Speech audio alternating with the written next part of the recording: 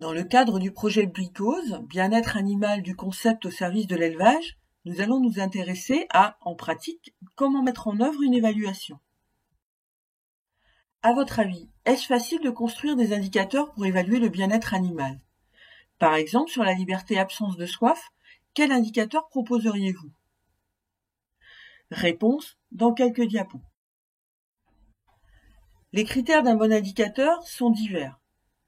On a par exemple des critères de mesure sur l'animal qui sont des critères de résultat du bien-être, qui sont différents des critères mesurés sur l'environnement de l'animal, donc des critères de moyens.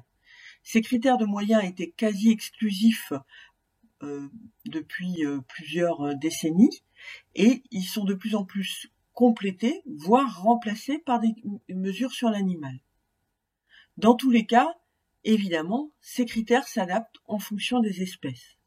Mais ils doivent tous rentrer dans un cahier des charges d'une bonne évaluation qui soit des critères rapides à mesurer, opérationnels, répétables, bien entendu mesurables, avec des règles de notation claires.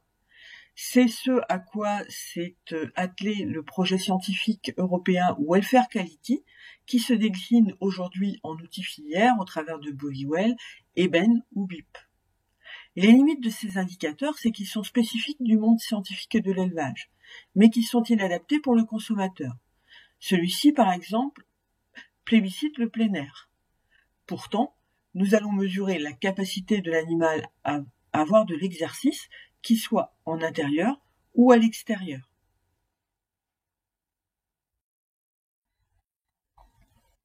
Le projet Welfare Quality, dont nous venons de parler, a permis de passer de 5 libertés à 4 principes opérationnels qui se déclinent en 12 critères qui pourront être donc évalués avec des indicateurs tels que nous les avons définis.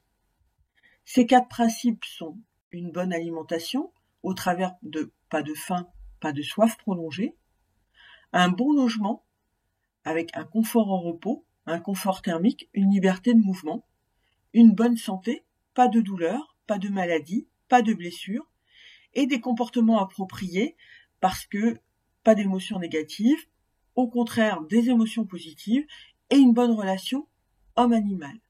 Si on revient aux critères pas de soif prolongée dont nous avons parlé tout à l'heure, cela va se décliner par exemple en bovin au travers d'un nombre d'abreuvoirs accessibles pour chaque animal, par un linéaire moyen accessible par animal et par la propreté des abreuvoirs. Certains indicateurs sont dits indicateurs iceberg. Ce sont des indicateurs intégratifs, par exemple la queue entière des cochons. Le visible, le résultat, c'est la queue entière du cochon. Le non visible, c'est tout ce qu'il a été nécessaire de mettre en place pour l'obtenir en termes de conditions de logement, de conduite des animaux. Dans votre filière, quels critères pourraient être un filière iceberg?